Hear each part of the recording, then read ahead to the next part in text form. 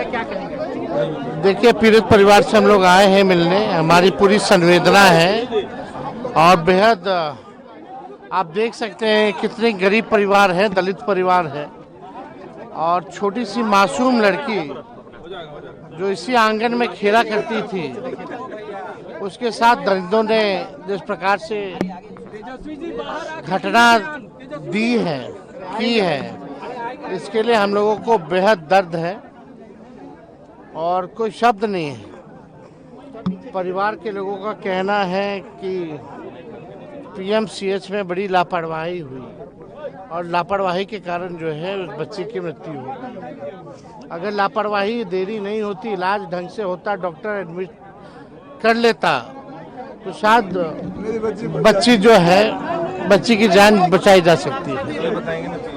स्वयं इन्होंने बताया है कि मुजफ्फरपुर में जब तक थी तब तक कम्युनिकेट भी कर रही थी, लड़की होश में भी थी, कम्युनिकेट भी कर रही थी क्या हादसा हो रहा था।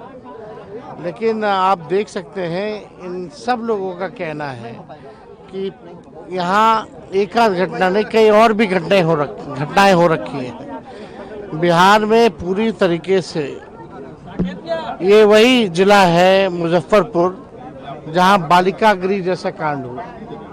आज भी ऐसे दरिंदे जो है समाज में है और सरकार जो है पता नहीं कौन सा नशा करके सोई हुई है, क्या नशा की हुई है।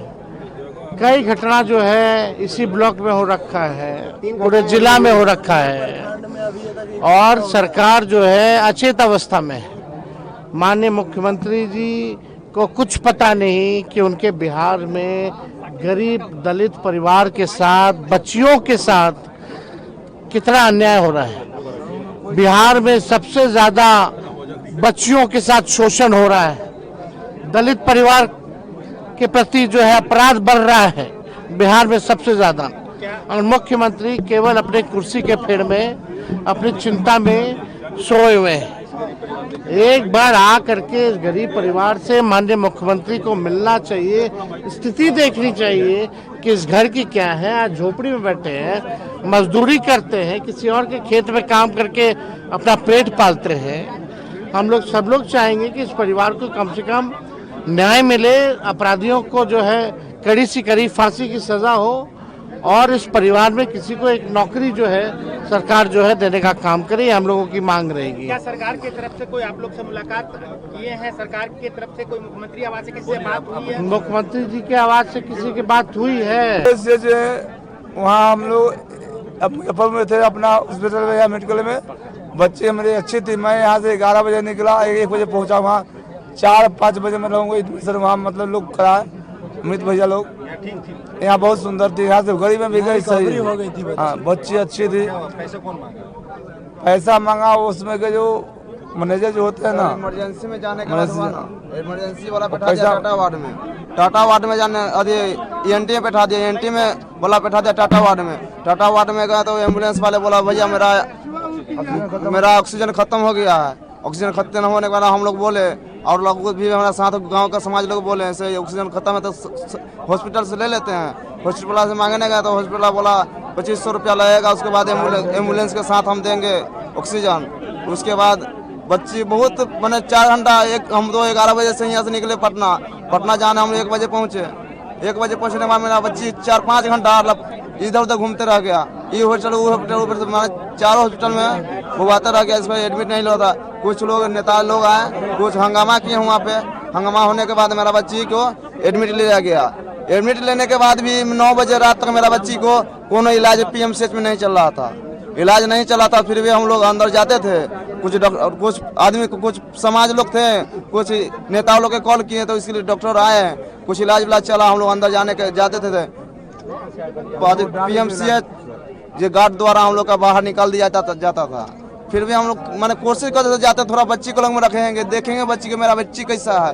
फिर गार्ड के द्वारा बाहर निकाल दिया जाता था। मुझे 4 बजे रात 4 बजे भोर उसमें देखे मेरे बच्ची को गर्दन से लमसम 200-250 ग्राम खून पूरा बेड पर गिरा हुआ है, जैसे खांसी पकड़ी काट के रत के गिला दिया वही सब पूरा खून ब्लड गिरा हुआ है। जाके बोलेंगे उसके बाद डॉक्टर लोग आए, डॉक्टर लोग कुछ इलाज किए। उसके बाद 5 बजे दिन में उसके बाद मेरे बच्ची को मुंह से पूरा ब्लड फेंकने लगा। डॉक्टर वाला इलाज भी कर रहे थे। उसके बाद बच्ची को मेरा अंतिम हो गया, बेटी मेरा मर गया। कुछ डॉक्टर आया उसको पूरा सीना दबा रहे थे, जिससे ही बच्ची कुछ रिकवरी होए, बाकी बच्ची मेरा उसी समय टूट गया। जो आरोपी है उसने पहले भी ऐसे घटनाएं की थी? नहीं, इससे पहले नहीं की थी। वो आरोपी हमारे वो साथ अपने घर पे किया था, वो अपनी बहन के साथ भी की थी। वो उसकी बहन 12 साल की थी, तब वो अपनी बहन के साथ भी यही कांड किया था। अपना उसके भगनी घर के वाले साथ निकाल दिया उसके, वो अपना भगनी के साथ भी यही कांड किया था, जिससे उसको अगर जब आप ले गए थे पीएमसीएच में यहाँ से उठा के जी, तो उस समय अगर सही नहीं समय पे इलाज होता तो क्या लग रहा है कि उस समय सही समय पर इलाज होता था। मेरा हम लोग नहीं दौड़ते, बच्ची 90% एकदम सही था। 90% रिकवरी हो गया था मेरे बच्ची से। हाँ जी, मुजफ्फरपुर में रिकवरी हो गया था। हॉस्पिटल में भी था ना, फिर भी एम्बुलेंस में भी था, 4-5 घंटा एम्बुलेंस में, फिर भी रिकवरी था बच्ची।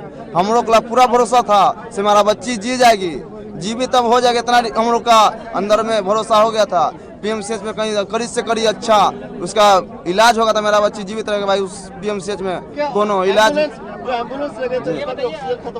ऑक्सीजन खत्म हो गया, होने पर आ गया था। एम्बुलेंस वाले कहे ऐसे ऑक्सीजन हमको चाहिए, हम हॉस्पिटल से मांगे तो वहाँ पे पीएमसीएच में आपसे पैसे भी मांगे गए क्या? पीएमसीएच में लमसम 2-2.5 घंटा तो हम लोग के रास्ते में चल रहा। ऑक्सीजन के द्वारा 2500 रुपया मांगा गया, हॉस्पिटल में मांगा गया से पैसा दीजिएगा 2500 रुपया, तो हम गाड़ी के एम्बुलेंस के साथ ऑक्सीजन देंगे जी। नहीं, दलाल नहीं था। अभी तो हम दलाल के कुछ हम पहचानने तो नहीं जाता। हमारा दुखिया के लेकर बुआ रहे थे, मेरा दुखिया कैसे सही हो जाए। हम लोग तो दुख में लपटाए हुए थे, मेरा बच्ची पूरा बुरा हाल में था, उसको कहीं भी सही हो जाए। मेरा नाम नागेंद्र कुमार पासवान। हम विशाखा कुमारी को छोटे पापा हैं, ये बड़े पापा हैं, और इधर बड़ी मम्मी हैं, ये दोनों भाई हैं। ये तरफ से कोई मदद की गई है? सरकार की तरफ से मदद होता तो मेरा बच्ची मरता नहीं, बच्ची मेरा जीवित रहता, एकदम सुरक्षित रहता। जैसे 90% मेरा बच्ची रिकवरी हो गया था, जिसका हम लोग का सर अन्याय मिले, अन्याय मिलना चाहिए। वो कातिल को कड़ी से कड़ी सजा मिले, उसको फांसी मिले। और हमारे 2 बच्चा है, इसका परवरिश के लिए सोचा जाए। ये विधवा है, इसके कुछ सरकारी नौकरी कुछ मिल जाए, इसका बाल बच्चा को अपना परवरिश करे, जिंदगी का